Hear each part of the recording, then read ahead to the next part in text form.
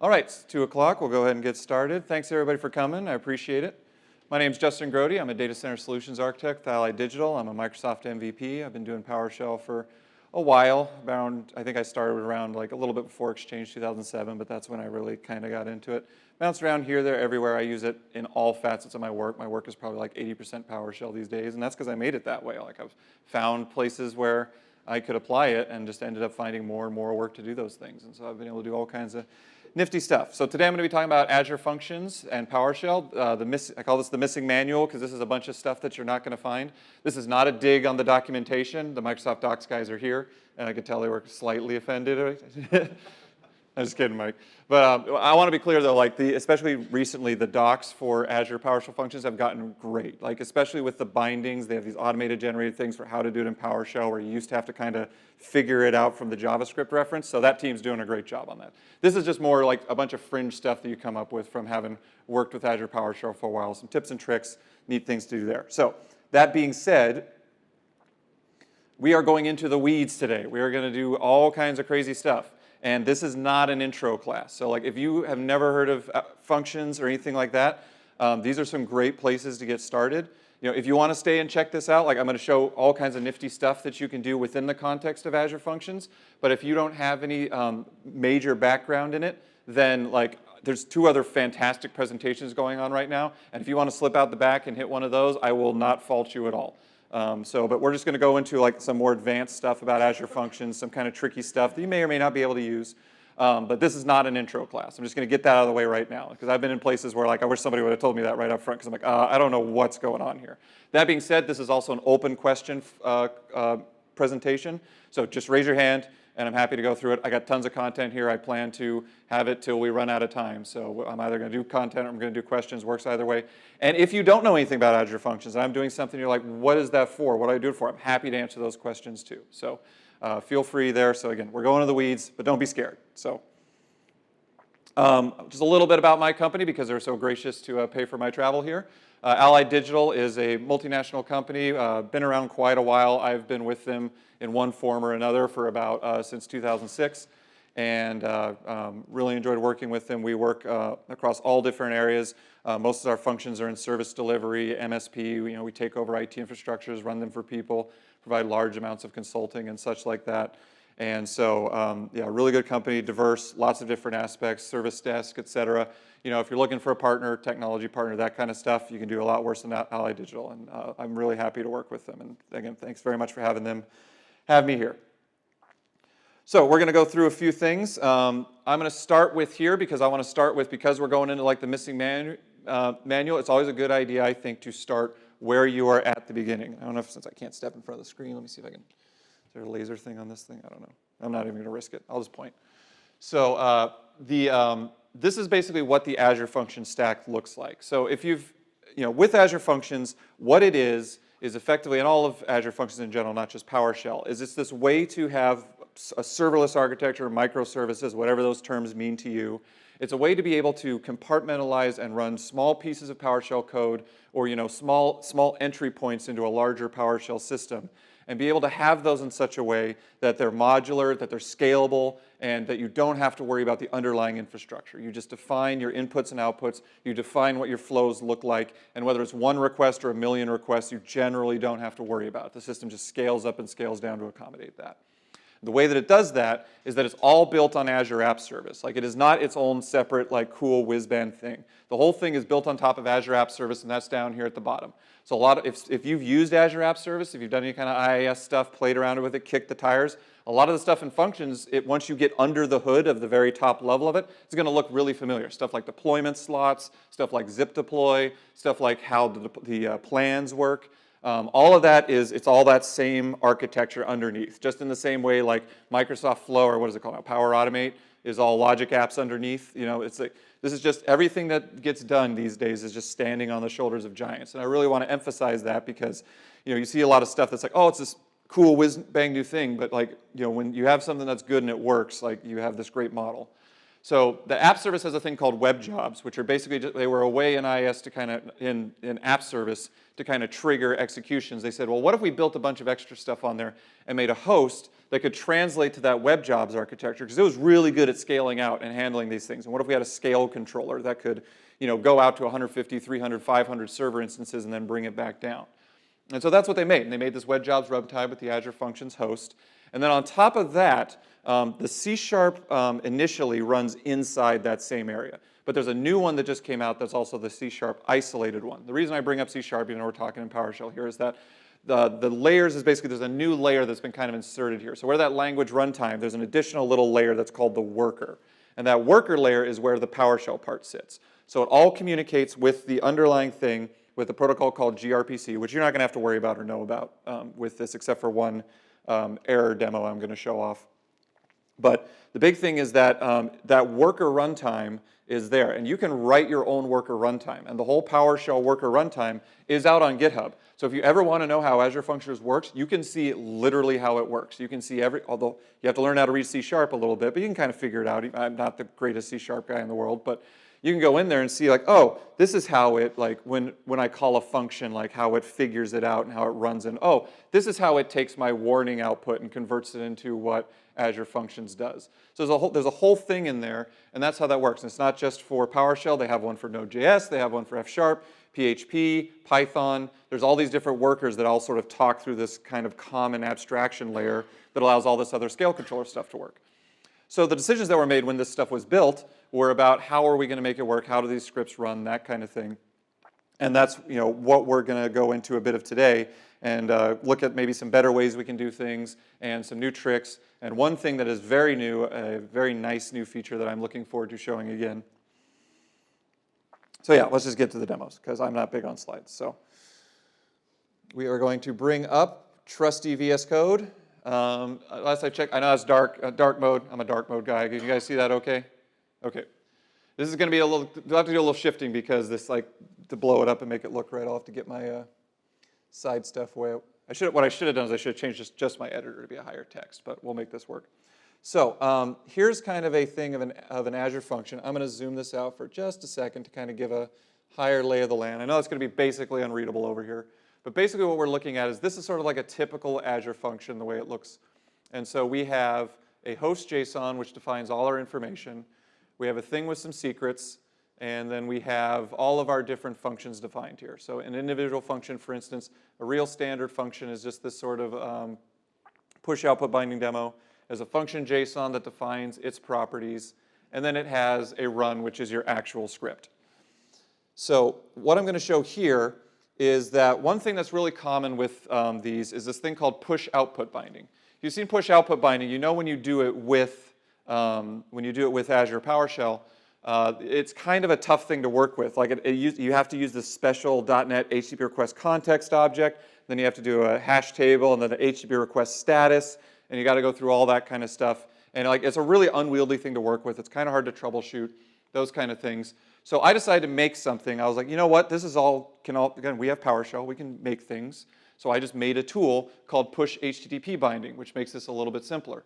So what this function does is you just simply have your request that comes in, mentions it, pulls some information out of the request, which is get the name off the query, sends a body here. If there's a name, change the output so that it doesn't match that. So we get a different output if somebody didn't specify something versus if they did specify something, and then push it out. So if you start an Azure function and you click demo, this is like the example it gives you. So if you've ever done Azure functions before and you've ever used the VS Code tool or done like a func new, you've seen this before. Who here has seen like this sort of code before if they've done Azure functions?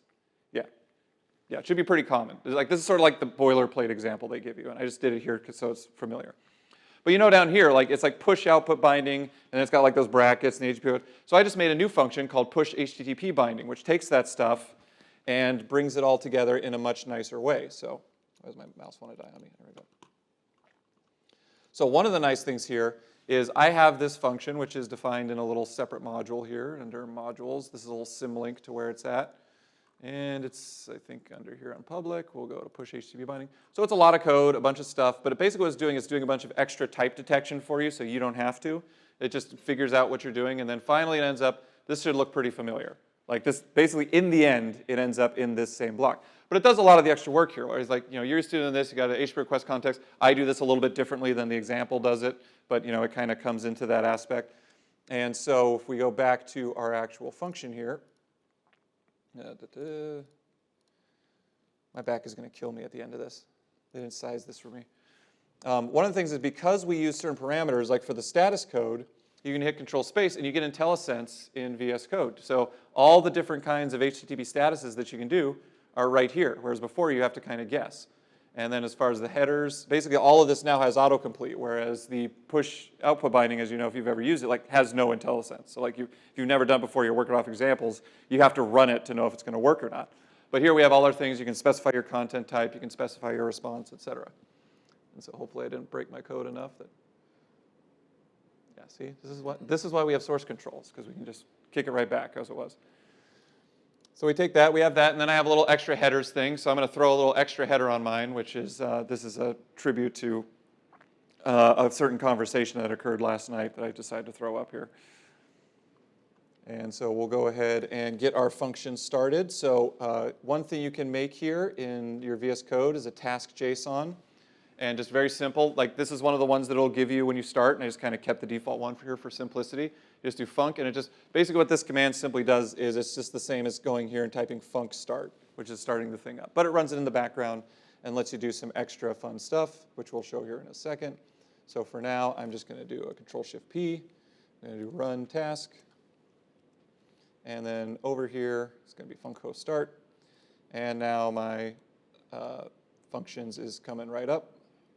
Bring my console back over here. And then kill it because I'm an idiot. There we go. And that's not going to start up, and I know exactly why it's not, is because I did not start my Azure right in the background. So one thing that you may not know about with making Azure functions is like if you're doing functions, you usually need some kind of queue storage or table storage and that kind of stuff. And like all the examples generally point you to like building one out in Azure and using it out there. Well, that's not really that great for local development because you have to have network connectivity. You can't test on a plane. So there's this extension that people have worked on called Azurite. They used to point you to using the Azure Storage Emulator, which is a Microsoft thing that ran like a SQL compact edition. It's ugly. It's not fun to work, and it doesn't work on anything but Windows. But there's this new thing they made called Azurite, which is basically all written in Node.js. And so there's an extension for it for VS Code. You can also get it separately as like a global tool or anything like that. But basically, this thing emulates the same Azure Storage API, but you can run it locally. So that all that queue storage stuff and queue testing and writing to tables and reading from tables and blob storage, you can do it all locally. You don't have to, so everything I'm going to do here is all going to be local.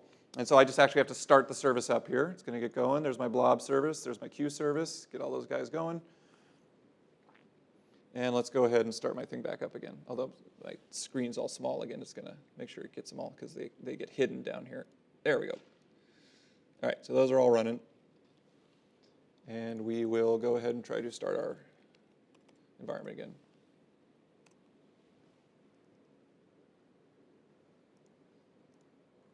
Okay, so now we're up. We have all our different functions, and we have that push binding demo, which I'm just going to go ahead and copy the link here, put into my demo window that was supposed to be up but is missing. Come on back, you.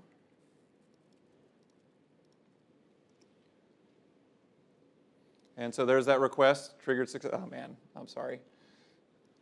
So there's that request, it went. It did that little text, had everything go. We can probably get rid of this.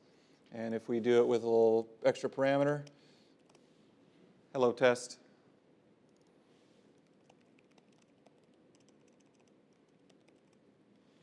So there you go. So like, there's the simple example. But the nice thing here is that it's just much easier to work with. Like that's a much simpler way to define it. And then the little extra thing which I had there. If we do our F12, yes, I know what I'm doing. This is just a way to sort of trace what's going on. If you do that request again, and you look at it over here, you can see in the headers, if I can, I know it's going to be really tiny. There's my special header that I added. So really simple way to do like the push output binding, but with HTTP. And I have a couple other versions of these like that aren't as useful because the like inputs outputs for things are pretty straightforward. But you can do this with any kind of push out input output binding. You can define your own classes for that stuff to come in and out, and then get better IntelliSense on it for working with it so that you actually have it. So let's see. Speaking of the IntelliSense, let's move on to the next item that I have here, which is with the testing. So I have a function here. I'm going to zoom back out a little bit, close this thing.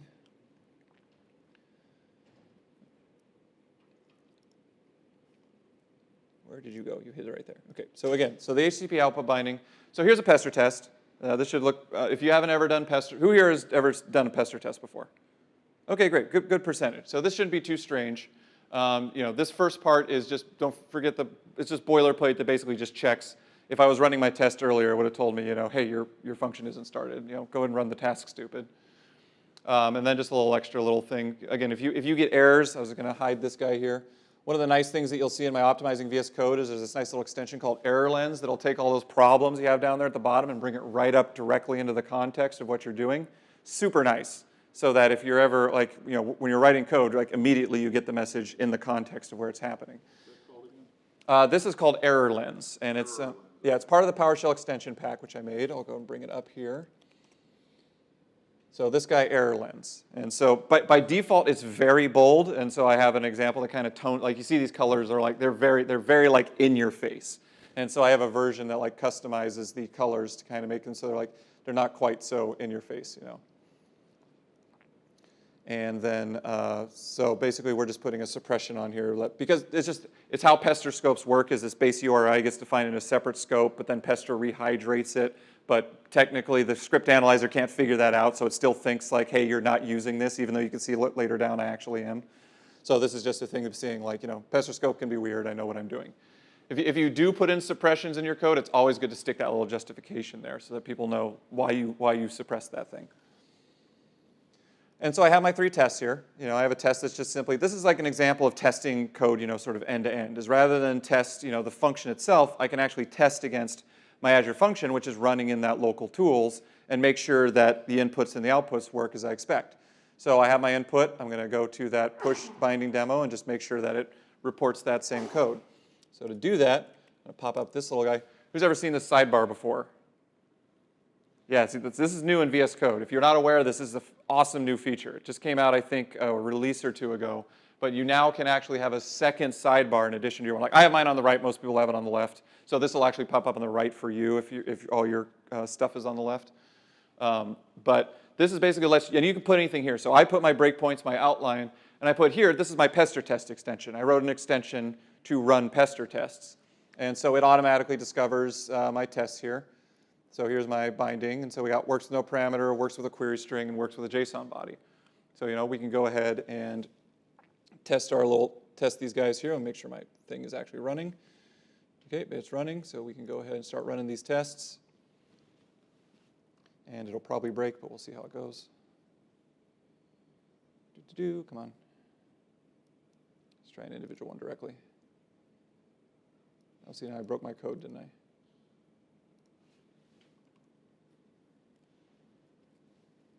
And here we go with the live fixing. So see, my test is failing here, saying, hey, I can't find an overload for the constructor. That's probably for my suppress measures attribute. I probably screwed something up in there, so we'll just take that off for now. And now it seems like it's a little bit happier. There it goes, going down, did that, and say, okay, great, that test passed.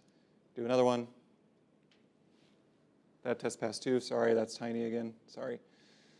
And we'll do it one more time there.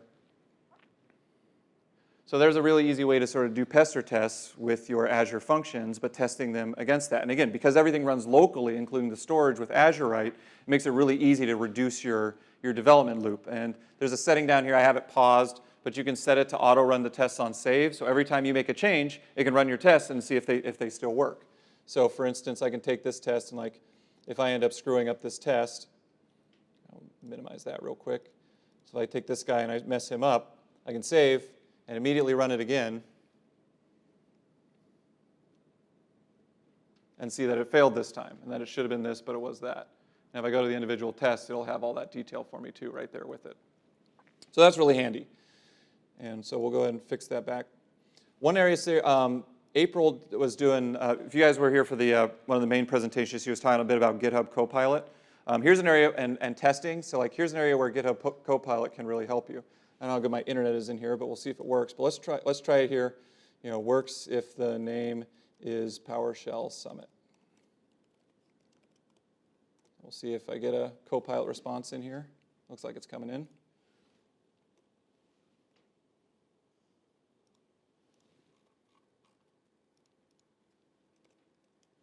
Try starting it over.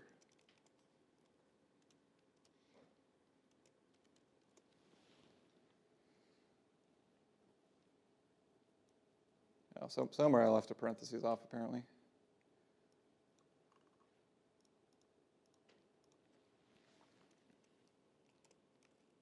There it is. I had it for a second. Come back to me. There you go. Okay.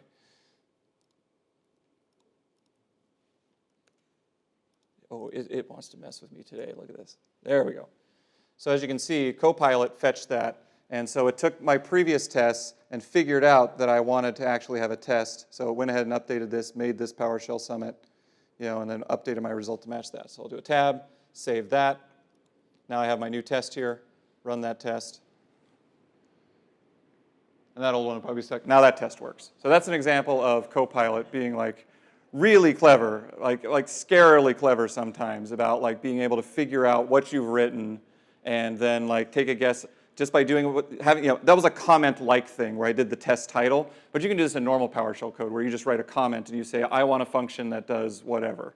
And like it'll get it pretty close most of the time because it's working off this large base of all this PowerShell code that's already out on GitHub and this crazy AI analytic that ran against it. So really nice way to kind of get those additional tests in there. All right, we are doing good. So one thing about this testing is that this is all really nice, but if there's an error and you want to find out where the error is, like one of the things we really like in PowerShell is having debugging. So I'm happy to say that after 3 years, as of last week, Patrick finally fixed a bug that now allows debugging to work in Azure Functions again. So I'm going to show that right now. So again, I have my tests here, and I'm going to bring up my thing here. I have my integrated console, and I have my functions host, which I'm just going to go ahead and stop it for now, just so that it starts from scratch. I'm going to go ahead and restart my integrated console session.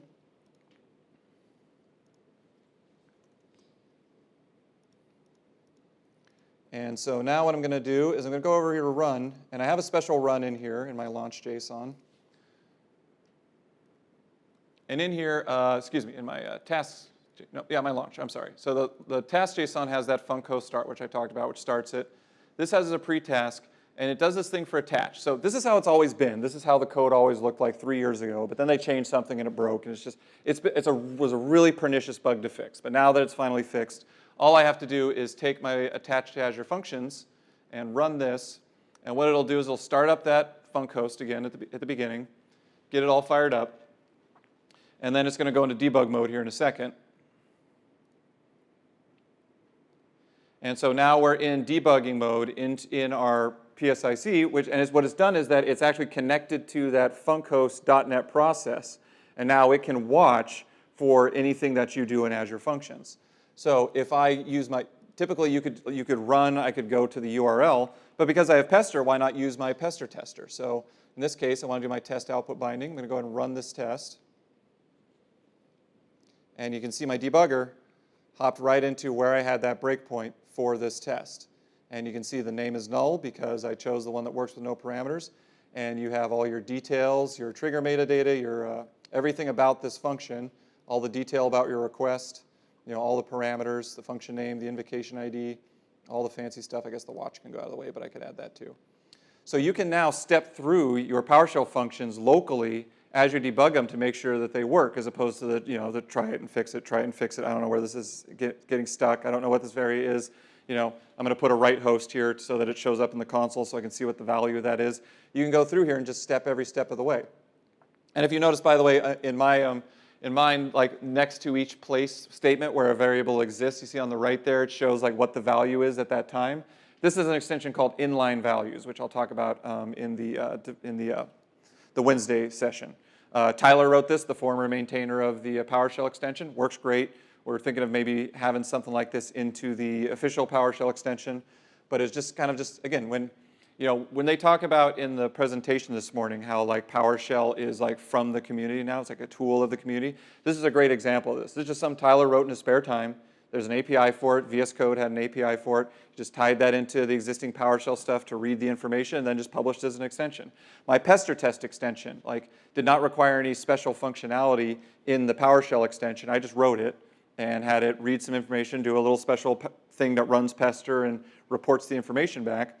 But it's just another VS Code plugin like anything else. So, I didn't have to get anybody's permission. I didn't have to get a Microsoft project manager to bless it. I just put it out there. And so that's one of the really great things about like this new Microsoft aspect and the new leadership. When they talk about approaching this DevOps mindset and this open culture, I mean, they've been putting their money where their mouth is. And this is an excellent example of that.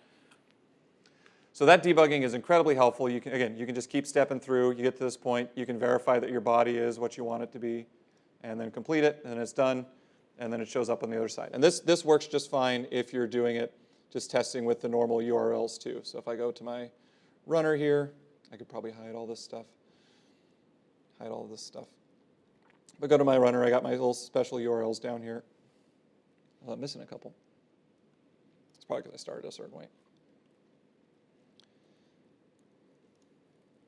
And so anytime you run your different triggers, it can just hop. You can test it either through the HTTP, you can do like the admin binding to get into it, or you can go into sort of the more detailed contextual aspect of it, and then no matter what, you can still step through that function. Now you can't do this with like remote functions that are like live in production, but it should theoretically be possible, especially with some stuff that's coming in 7.3 that changes how some of the remoting subsystem works. They're decoupling some stuff that allows us to make third-party plugin transports for how PowerShell remoting works, that it should be theoretically possible to make it so that you can debug a live in production PowerShell Azure function and bring it back and work on it and see where it's at live. So that is the demo for that testing and entry point. Any questions so far on any of this stuff or just anything in general on those items? Again, like I said, I'm going way in the weeds here. This is just fringe stuff that I just thought would be fun. Yeah? So that's actually the PowerShell extension. So the debugging is all built into Visual Studio Code. I'll show the extensions that you need to work with for here. So, yeah. Yeah, so in this case, this is a built-in functionality of the PowerShell preview extension. And so what happens is that it's sort of a cooperation between the two. So there's the PowerShell preview extension, and then there's the Azure function extension. So this is the extension that over here on my Azure, I have this nice view of all those functions that I've defined. I was browsing them in the code, but you can see them here too. And so basically the way that this works is that the PowerShell functions local tools that you have start the exact same worker that runs in the production cloud, like it's the exact same code. So all of that is just simply, it's just a .NET application. And so .NET applications have a thing where they can have debuggers attached to them through a named pipe. So all that this does is that this makes it so that when that account is running, it attaches to that process, that func.exe process, and it watches for the PowerShell code to be invoked, because the PowerShell code, when it starts, there's a little special place where it creates its own named pipe. And then the extension just ties into it as if it was any other like remote session. And so it just debugs it as if you were debugging code locally on your computer. So that makes it really nice. So yeah, when you get into a function, it's just as if you're debugging it locally. And this stuff works through run spaces and like code spaces and SSH remoting. I've tested it lots of different ways. It works great. It's probably got a few bugs. Like there's a couple bugs right now where like if you detach the session without like running it through and then closing the function host, you'll get like a detach error right now. But again, it literally just started working again last week. So it's only in the preview extension. It's great. And if you do Azure functions, like being able to debug Azure function again is wonderful, without having to do a bunch of crazy stuff like I used to have to do to make it work. Okay, so let's move on to a next thing. So one thing, if you work with Azure functions a lot, how many people have ever looked at the logs and application insights for Azure functions? Okay, great. It used to be like everybody would just do it locally. They'd see the text, and they never knew about this wonderful, huge environment of debugging logs called application insights. So I'm going to go ahead and bring up an item of that now. If I can get out of my Azure function, go ahead and kill that. Go away. That was not the one that I want. This really wants to mess with me today. So I'm just going to bring up a little App Insights demo here. Oh man, you're really going to make me do this just because I changed Wi-Fi's? So rude. Who are you? Yeah, this guy. Yeah, it's not like I've gone anywhere. It's the same computer. It's got the same token on it. Do you feel secure? I do. My company really likes very restrictive MFA reauth policies. So.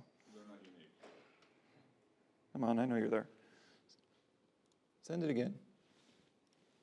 Oh, yeah, you might not get coverage down here. I should be on the, I'm pretty sure I'm on the Wi-Fi. I got it here. Worst case, I'll do just a token. I knew I should have done this ahead of time. I thought literally if I was on the same SSID when I did it over there, it'd be fine, but apparently not. So what's funny is like this one, it's like so far down on my list because I never have to do the one-time codes. See if I get lucky. All right, it's my lucky day. All right, so we'll go to a section here. So if you've never seen this before, like, you have all kinds of neat stuff, like an application map. You've got these live metrics that can show you in real time, like when your function's running, both in production. Yeah, give it a second. It's there, it's super tiny. Come on. Demo in the demo, yep. Sometimes this takes a second. Oh, it's because I don't have a thing actually connected, so which we'll get to here in a second. So one thing with these, come on, left 11, go away.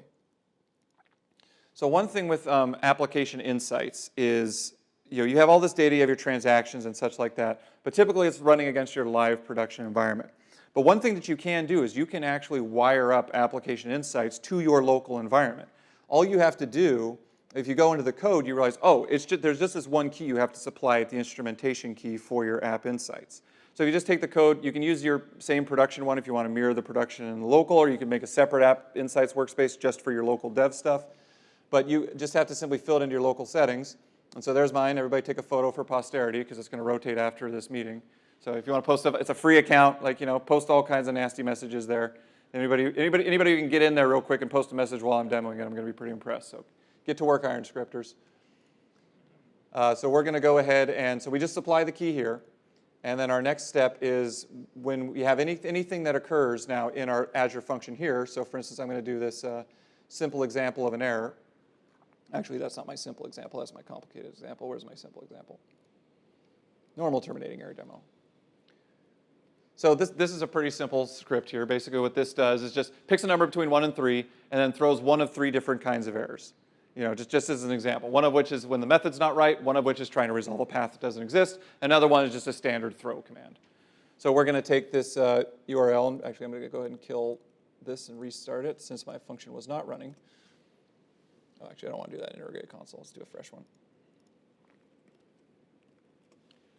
Get my little local version going here. And this is the great thing about the local development is that you can change things, save changes, it automatically recognizes them and reloads it for you, as opposed to having to publish out to Azure Functions every time and try to figure out what went wrong. Like, this shortens your dev loop like super tight so that you can make sure that your functions and such work as you expect. So I got my normal terminating error demo here. Go ahead and that should go into my demo link. Yeah. So that's that's the durable. Yeah, it's doing a durable run. That's fine. Thankfully, it's Azure Functions. It scales. I can do the other one while that's running. Not a big deal. All right, so there we go. I got an error 500. Sorry, that's really tiny, I know. But basically, it's just, I'm just getting an error on this page. Blow it up here. I'm going to hit that a few times. And so my live metrics, now you can see those incoming requests, and you can see those exceptions coming in on the right. And so I'm getting the different exceptions for the different kind of things that are happening. I have a normal terminating error. I have the invocation exception where the method wasn't correct. And so you can see all those exceptions that every time I ran it, they just kind of came in real time, so I can analyze them. So one thing that's kind of annoying about this, however, is if you go to the failures pane, everything comes in as an RPC exception. So like there's no breakout of the types. So like everything, every single event that's happened, I should probably narrow this down to like the last 30 minutes. But all those errors that come in, it hasn't processed them down, but they all just come in as RPC exceptions. This is just due to a limitation in how the function worker works today. They're working on fixing it. I think it's going to be in the next sprint. But this was always a super big annoyance to me because I have applications that can generate thousands of errors. And I generate errors in terms of like I use the error as a non-terminating error to be like this is something that somebody supplied the information wrong. Like everything else worked fine, but I don't want to crash everything out. but I can use those errors because they contain all the extra context that I need to then go back and contact those people and say, hey, fix your code. You're not submitting it to my Azure function correctly. But they all just show up as RPC exception. I can't break it out, and I can't do a report of like, okay, it's this many that did this issue, and this many that did this issue, and this many that did this issue. I can do that if I go into like the more detailed like log analytics, and you do those cool custo queries. But like I can't just get a good like at a glance view of it. So if you dig into the Azure Functions host, you realize that they just use the same applications insight library that everything does. And if you go into PowerShell itself, let's see, I think mine's on program files. I can't remember. I put stuff everywhere all the time. So I got mine in C program files, I think, is where my PowerShell is. If I'm lucky, it is. So if I go in here, I go to 7 preview or 7. We got all these DLLs. Let's see. Oh, wait a minute. Is there one called application? Oh, look at this. Built into PowerShell is the application insights library. Remember in the presentation they were talking about all the telemetry and they showed like, all that? It's because they use application insights. And so they have the application insights library built into PowerShell. Well, that means, wait, that library is there. That means I can use it to do my own stuff with application insights. So if you go to the .NET documentation for application insights, you kind of learn how to make one. And so I made this little function called, where is he? I'm going to go into my little helpers under my modules. And here under public, I got this little function here. So here's the push out like I showed there. I have a function here that is write AI exception. And it's not a complicated function. I mean, this is all .NET stuff, but it doesn't have to be that complicated function. If you're just looking at this, you can probably kind of tell what it does. Let me blow it up here a little bit. So in this example, in this case, I have a function, write AI exception, takes an exception as an argument. And so the first thing I do is I start up a telemetry client, which is part of application insights. And if you're not familiar with the syntax, this is just like a .NET shorthand to like call a constructor. And so now I have this object. And I have, because this is all the nice thing about, because this is part of PowerShell, like it shows up in the assemblies, I get IntelliSense for all this stuff, so I can see all my methods and what they do and all that good stuff. So you can already in here just sort of explore what this command does, even without the documentation. What I do is I set an instrumentation key and I set it to that environment variable that comes from that little local settings JSON I showed earlier.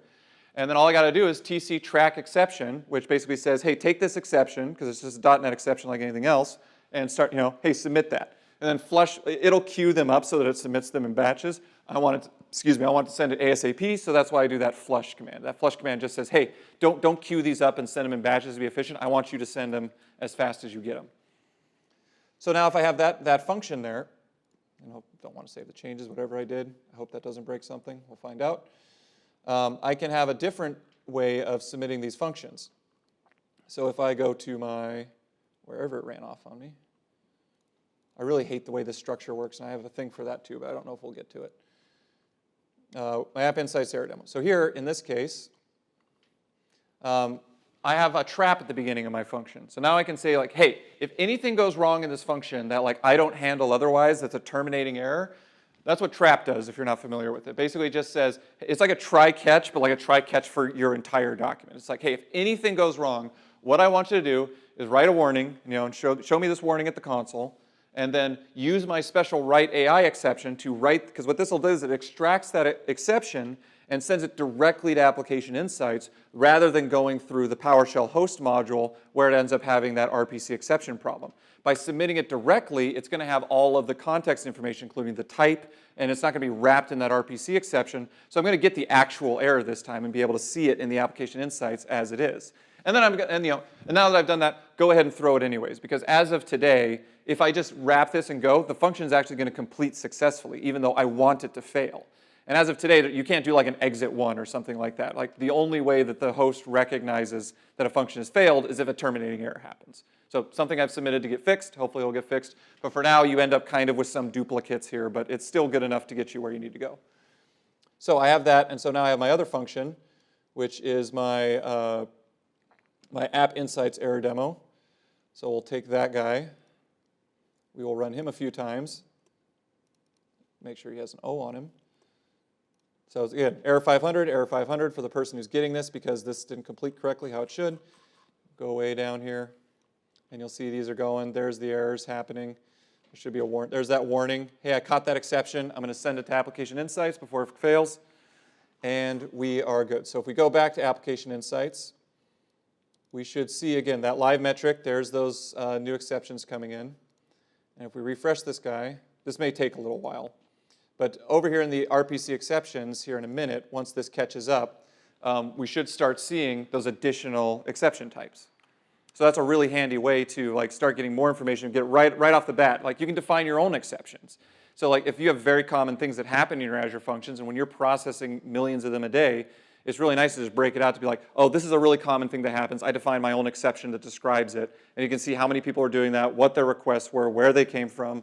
You know, if you go into these individual exceptions, you can get an end-to-end transaction detail and see everything about it, the prop name, where it came from, you know, the address, the host instance ID, if you're tracking that, you can track it by individual people who are coming in, you know, all that stuff. So really powerful stuff here to really get a full, you know, all that stuff that like is like the realm of like .NET developers and stuff, you can get it with PowerShell. Like if you write it as an Azure function, you have all this telemetry that no matter where, you can build this into a local script, not just Azure functions, if you use that application insight client that's built in. So you can get all this telemetry about where your scripts are running, and it's built right into PowerShell, and get an idea of like how people are using it, where they're using it. All the same data that you saw up there on the PowerShell screen this morning at the keynote, like you can do that yourself. And it's built into PowerShell with that little application insights client. All right, I don't have time to hit durable or attributes. I'll hit one real quick thing about that. So one little kind of pet project that I'm working on here is if you look at, one thing I was going to show here is with the create user, you can actually bind functions to modules. I don't know if you knew this or not, but if you don't like this run.ps1 crap, you can actually define a module and put all your functions in it. In this case, this is my helper function. I need to hide that. I'm so bad with this being so huge. So here I have this function create user defined in here. And so when this function runs as part of the durable, where'd it go? Create user. So it actually runs it from there. So you can actually, it's like I could delete this run PS1 and keep all my code in a PowerShell module how I like it. The big caveat to this is the way that it parses it. All of it has to be in one PSM1. You can't like dot source to other files. So if you're going to do it this way and you want to break stuff out, you have to have some method to compile it before you ship it up, or else it's not going to work. And then one other thing in there, where did he go? I think it was the durable. Where did you go? Oh, never mind. It was so that HTTP trigger sample that I showed earlier for the push output binding demo. One thing you may have noticed is these things, which you probably might not have seen before, is these little attributes. So it turns out that in the latest .NET isolated worker, they decided, you know, the .NET worker now runs in like the same way that the PowerShell one does. So what's really nice is all these things that I've been complaining about that before like .NET like people didn't care about because it ran inside the host itself. Now that they have an isolated worker, they're facing all the problems that the PowerShell worker has. And so all this stuff that I've wanted to be fixed is now suddenly getting fixed because there's this huge .NET audience that like wants the same stuff fixed. And so one of which is that they made these abstractions of these attributes. Typically when you do like C# functions, you don't have a function JSON. You just define your functions with these attributes, and that function JSON just sort of gets auto-generated for you. Well, I went in and looked at it. Now that they have an abstraction, attributes are attributes. Like .NET attributes you can use in PowerShell. So these are actually the attributes from that worker that you can actually define with your function and have tags on them. And so you can go in and parse the function after you make it and pull out that metadata and then automatically generate the function JSON. So I have a little build script that I don't write my function JSONs anymore. I just attach these little attributes to my Azure functions, and then I hit compile, and then it builds the function JSON for me to put it out there. There's a couple little tweaks with it and tunes with it, but that's something that I think is really neat. I hope I get the worker team to fix some things so that I can publish this module. I just think this is a much more elegant way of doing it. It's like if everything's just in a PowerShell module, just how you're used to developing it locally, that's a great way to do it. So I got 1 minute left. I want to show a real PowerShell function here real quick, just to give you an idea. That's how you can do everything. Here's an example of what it looks like, when it's real. So if we go to, where's my executions? Can I switch this to?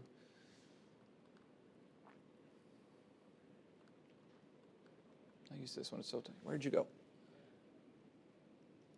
Oh, that's right, I got to dive in here.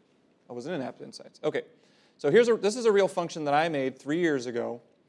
This was to solve a problem of integrating two ticketing systems. So this basically takes tickets from one system, reads the format, reads the JSON, converts them to PowerShell objects, reformats it so it'll match the ticketing system of the other ticketing system, and then bring it into that other ticketing system. It's just the glue that ties them together.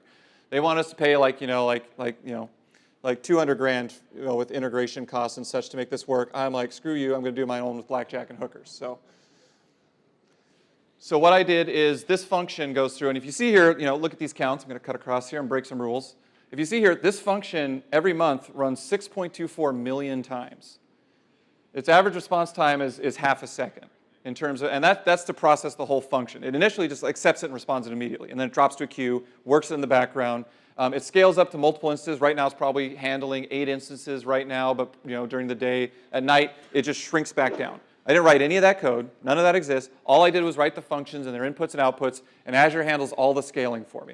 I have 4 million errors there, but that's an example of just like, those are just input-output errors. Those aren't like the program doesn't work. It's preventing garbage in, garbage out kind of a situation. And so, and then those people get a report every week. Hey, here's all the tickets that were automatically submitted that aren't in the right format. There's something wrong with your guys' side of it. This whole thing costs $8 to run a month. It's globally replicated. It runs across 26 different regions, and it has had 100% uptime since I wrote it 3 years ago. And by the way, I haven't changed a single line of code in 3 years. I haven't had to update it because it's just the code. When we say serverless, we don't mean there's no servers. We mean we don't have to care about the servers. Don't have to patch anything. Don't have to upgrade anything. It keeps running. If something in Microsoft's data center dies, I don't have to care about it. They just fail it over to another instance. The cold start happens within 20 seconds or so. And that's the power of Azure Functions. So thank you very much.